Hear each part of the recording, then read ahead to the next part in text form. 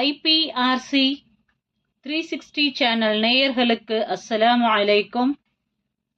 கணவன் மனைவி விரிந்து பரவும் உறவு பாகம் 12. குழம்பாதீர் குழப்பாதீர் குழம்பாதீர் குழப்பாதீர். மனித வாழ்க்கையில் ஏதாவது ஒரு சூழலில் குழப்பம் ஏற்படுவது இயல்புதான். ஆனால் தெளிவே இல்லாமல் குழப்பத்திலேயே வாழ்க்கையை கழிக்காதீர். இப்படி ஒரு நிலை நீடித்தால் குடும்பத்தில் உங்களால் நிம்மதியாய் இருக்க முடியாது. எனவே கண்டிப்பாக குழப்பம் உங்கள் வாழ்க்கையிலிருந்து அகற்றப்பட வேண்டும். குழப்பத்திலிருந்து தெளிவடையும் வழியை தேடுங்கள். அதிகப்படியான தகவல்கள் அல்லது கவலைகள் பொதுவாக குழப்பத்தை ஏற்படுத்துகின்றன. இது யதார்த்தமாக ஏற்படும் குழப்பம்தான். இந்த வகை குழப்பத்தை சரி செய்து விடலாம். நீங்களே முன்வந்து குழப்பத்தை ஏற்படுத்தும் நபராய் இருக்காதீர். இது ஆபத்தானது. இந்த மனநிலை உங்களிடம் இருந்தால் நீங்களாக திருந்தாமல் உங்களை திருத்த முடியாது. இதைத்தான் திருக்குர்ஆன் கண்டிக்கிறது. பூமியில் குழப்பம் விளைவிக்காதீர் என நயவஞ்சகர்களிடம் கூறப்பட்டால் நாங்களே சீர்திருத்தவாதிகள் என்கிறார்கள்.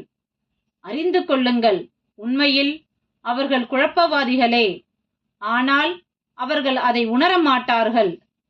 திருக்குர்ஆன் அத்தியாயம் 2 வசனம் 11 மற்றும் 12.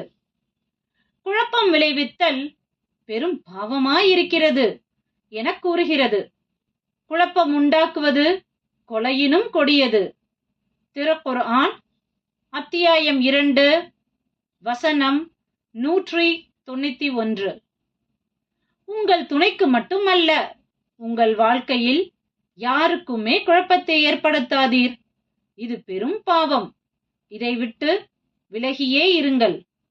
குழப்பமான சூழலில் உங்கள் துணை இருந்தால் தெளிவை ஏற்படுத்துங்கள். நன்மைக்கு வழிகாட்டுங்கள். பொதுவாக உங்களுக்குள் ஏற்படும் குழப்பம் 4 வகையில்தான் இருக்கும். 1, அது அழகு சார்ந்ததாய் இருக்கலாம், அல்லது பொருளாதாரம் சார்ந்ததாகவோ, உறவுகள் சார்ந்ததாகவோ, சமூகம் சார்ந்ததாகவோ இருக்கலாம். குழப்பங்களிலிருந்து மீள்வதும் அல்லது அதிலேயே நீங்கள் வீழ்ந்து கிடப்பதும் அவற்றை நீங்கள் கையாளும் விதத்தில்தான் உள்ளது. முடிவெடுப்பதில் தெளிவாயிருங்கள். எடுத்த முடிவில் உறுதியாயிருங்கள். ஆய்வுகளின்படி பார்த்தால் ஆண்களை விட பெண்களே பெரும் குழப்பத்திற்கு ஆளாகிறார்கள். உங்களுக்கு ஒரு விஷயத்தில் குழப்பம் ஏற்பட்டால் அது என்ன, ஏன், எப்படி, எதற்கு, எங்கே, எப்போது போன்ற கேள்விகளை எழுப்புங்கள். இந்த கேள்விகளை பேப்பரில் எழுதிக் கொள்ளுங்கள். நீங்கள் எழுதிய கேள்விகளுக்கு மிக மிக நேர்மையான அடிப்படையில் பதில்களை எழுதுங்கள். நீங்கள் எழுதியுள்ள கேள்விகளையும் அதற்கான பதில்களையும் பொறுமையாய் படியுங்கள். மறுபடியும் படியுங்கள், மீண்டும் படியுங்கள். ஒவ்வொரு முறை படிக்கும் போதும் உங்களுக்கு ஒரு தெளிவு ஏற்பட்டு கொண்டே இருக்கும். ஒரு கட்டத்தில் நீங்கள் தெளிவான நிலைக்கு வந்து விடுவீர்கள். தெளிவான நிலைக்கு நீங்கள் வந்துவிட்டால் அதை நோக்கி நகர்ந்து செல்லுங்கள். நல்ல குறிக்கோள்களை நோக்கியே நகருங்கள். உங்களுக்கு பின் வருவோருக்கு அது படிப்பினையுள்ள வரலாறாக அமையும். அதுதான் உங்கள் வாழ்க்கையில் நீங்கள் தேடிய வெற்றி. உங்களுக்கு ஏற்பட்டிருக்கும் குழப்பத்தில் நீங்களே கேள்வியை எழுப்பி அதற்கான விடையையும் அறிந்து தெளிவடைவதே நல்ல நிலை. இது குழப்பம்தான் என்பதை தெளிவாக நீங்கள் அறிந்து கொண்டால் அதை புறந்தள்ளுங்கள். இது ஒரு பாதுகாப்பான நிலை. உங்களுக்கு ஏற்பட்டிருக்கும் குழப்பத்தை உங்களுக்கு மிகவும் நம்பகமானவரிடம் பகிர்ந்து அதற்கு தீர்வை காணுங்கள். இது இயலாத இறுதிக்கட்ட நிலை. ஆனால் இதில் நீங்கள் மிகவும் கவனமாய் இருக்க வேண்டும். பகிர்கிறேன் என்ற பெயரில் பலரிடமும் பறைசாற்றி விடாதீர். அது உங்களுக்கு ஆபத்தை ஏற்படுத்தக்கூடும். மேற்குறிப்பிட்ட எல்லாவற்றையும் விட சிறந்த வழி ஒன்று உண்டு. அதுதான் உங்களுக்கு மிகச் சரியானதாயிருக்கும். குழப்பம் ஷைத்தானிடமிருந்து வருவதாகும். தெளிவு இறைவன் உங்களுக்கு ஏற்படுத்துவதாகும். குழப்பமான நேரங்களில் இறைவனின் உதவியை நாடுங்கள். நிச்சயமாக உங்களுக்கு அவன் தெளிவை ஏற்படுத்துவான். இஸ்திஹாரா தொழுங்கள். இஸ்திஹாரா என்றால் நல்லதை தேர்வு செய்வதற்காக பிரார்த்தித்தல் என்று பொருள். இஸ்திஹாரா தொழும் முறை மற்றும் அதற்கான பிரார்த்தனை இதில் கூறப்பட்டுள்ளது. அதை கவனத்தில் கொள்ளுங்கள். ஜாபிர் ரலியல்லாஹு அன்ஹு அறிவித்தார், இறை தூதர் ஸல்லல்லாஹு அலைஹி வஸல்லம் எங்களுக்கு ஒவ்வொரு விஷயத்திலும் நல்லதை தேர்வு செய்வதற்காக பிரார்த்திக்கும் முறையை, அதாவது இஸ்திஹாராவை, திருக்குர்ஆன் அத்தியாயங்களை கற்றுக் கொடுப்பதைப் போல கற்றுக் கொடுத்து வந்தார்கள். நீங்கள் ஒன்றை செய்ய நினைத்தால் கூடுதலான 2 ரக்அத்துகள், அதாவது நஃபில் தொழுது கொள்ளுங்கள். பிறகு அல்லாஹுவிடம், இறைவா, உன் அறிவை கொண்டு உன்னிடம் நான் கேட்கின்றேன். உன் ஆற்றலை கொண்டு எனக்கு ஆற்றல் அளிக்க உன்னை வேண்டுகிறேன். உன் மகத்தான பேர் அருளிலிருந்து உன்னிடம் நான் கேட்கின்றேன். ஏனெனில் நீயே ஒவ்வொன்றிலும் ஆற்றல் பெறுகிறாய். நான் எந்த ஆற்றலையும் பெற்றிருக்கவில்லை. நீயே ஒவ்வொன்றையும் நன்றாய் அறிகிறாய். நான் எதையும் அறிந்திருக்கவில்லை. நீயே மறைவானவற்றை நன்றாய் அறிந்தவன். யா அல்லாஹ், இக்காரியம், என் மார்க்கம், என் வாழ்க்கை, என் காரியத்தின் விளைவு ஆகியவற்றில் எனக்கு சிறந்ததுதான் என நீ அறிந்தால் எனக்கு அதை ஏற்படுத்திக் கொடு. எனக்கு அதை எளிதாக்கியும் கொடு. பின்னர் எனக்கு அதில் அபிவிருத்தியையும் கொடு. இக்காரியம், என் மார்க்கம், என் வாழ்க்கை, என் காரியத்தின் விளைவு ஆகியவற்றில் எனக்கு தீமையானது என நீ அறிந்தால் என்னை விட்டும் அதை திருப்பிவிடு.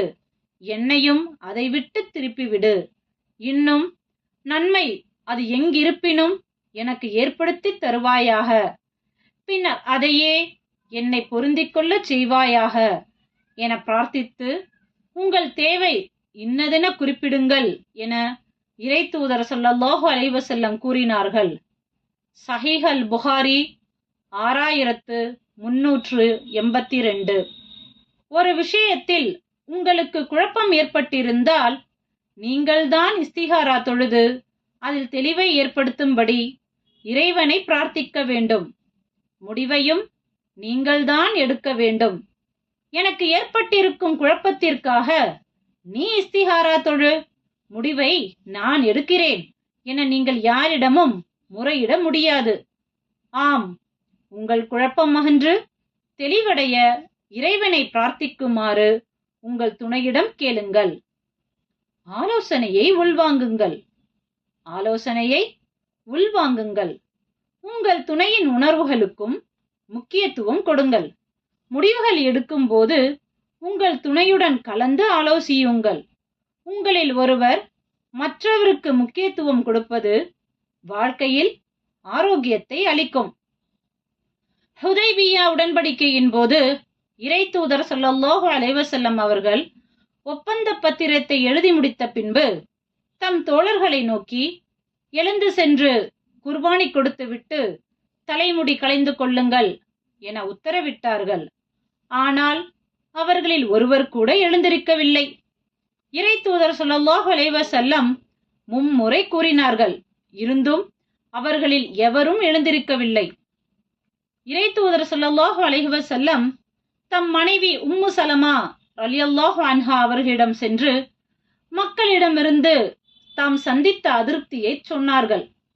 இறை தூதர் அவர்களே, தியாக பிராணியை அறுத்துவிட்டு தலைமுடி களைந்து கொள்ள வேண்டும் என்பதை விரும்புகிறீர்களா? குர்பானி ஒட்டகங்களை நீங்கள் அறுத்துவிட்டு உங்கள் நாவிதரை அழைத்து அவர் உங்கள் முடியை களைந்திடும் வரை அவர்களில் எவருடனும் ஒரு வார்த்தையும் பேசாதீர் என உம்மு சலமா ரலியல்லாஹு அன்ஹா கூறினார். இறை தூதர் ஸல்லல்லாஹு அலைஹி வஸல்லம் சென்று ஒட்டகங்களை குர்பானி கொடுத்துவிட்டு தம் நாவிதரை அழைத்து தலைமுடியை களைந்தார்கள். அதுவரை அவர்களில் எவரிடமும் இறை தூதர் ஸல்லல்லாஹு அலைஹி வஸல்லம் பேசவில்லை. இவற்றை கண்டவுடன் நபி தோழர்களும் எழுந்து சென்று தியாக பிராணிகளை அறுத்து ஒருவர் மற்றவரின் தலைமுடியை களையத் தொடங்கினர்.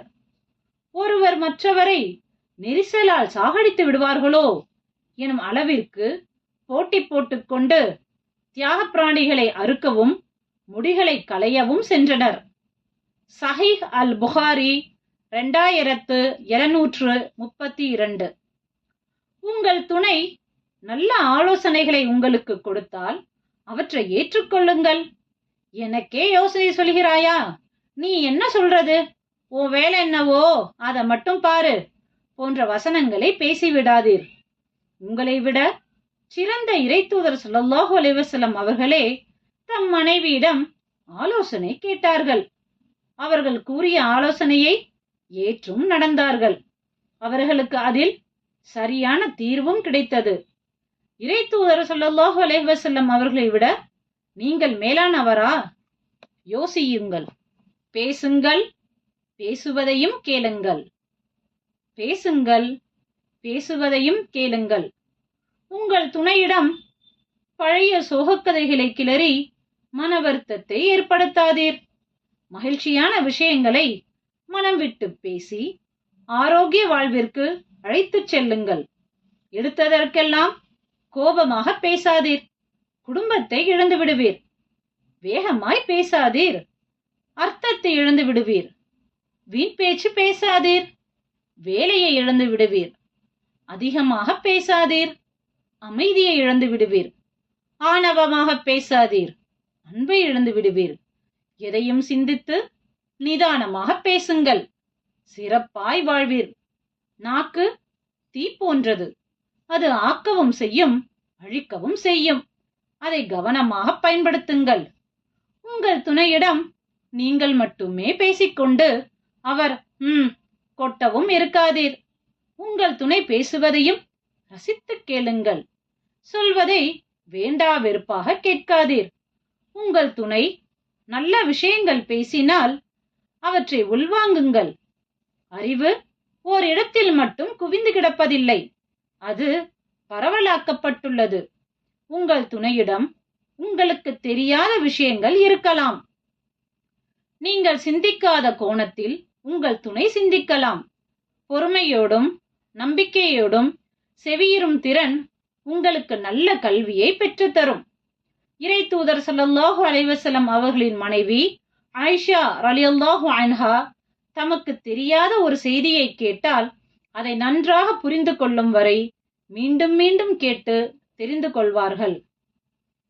இப்னு அபி முலைகா ரஹிமஹுல்லா அறிவித்தார், மறுமையில் விசாரிக்கப்பட்டவர் தண்டிக்கப்படுவார் என ஒரு முறை இறை தூதர் ஸல்லல்லாஹு அலைஹி வஸல்லம் கூறினார்கள். இதை செவியுற்ற ஆயிஷா ரலியல்லாஹு அன்ஹா, மிக எளிதான விசாரணையாகவே விசாரிக்கப்படுவார் என அல்லாஹ் கூறவில்லையா என கேட்டார். அது ஒருவர் செய்த செயல்களை அவருக்கு எடுத்து காட்டுவதாகும். எனினும் துருவி துருவி விசாரிக்கப்படுவான், அழிந்து விடுவான் என்று இறை தூதர் ஸல்லல்லாஹு அலைஹி வஸல்லம் கூறினார்கள். சஹீஹ் அல் புகாரி 103. குடும்ப வாழ்க்கையில் ஒருவருக்கொருவர் நன்றாக பேசி விஷயங்களை பரிமாறிக் கொள்வதில்தான் ஆனந்தம் இருக்கிறது. நீங்கள் மட்டும்தான் அறிவாளி, உங்கள் துணைக்கு ஒன்றுமே தெரியாது என இருப்பது உங்கள் இருவரின் நெருக்கத்தை குறைத்துவிடும். ஓடத்தின் 2 துடுப்புகளில் எதையும் குறைவாக கருத முடியாது.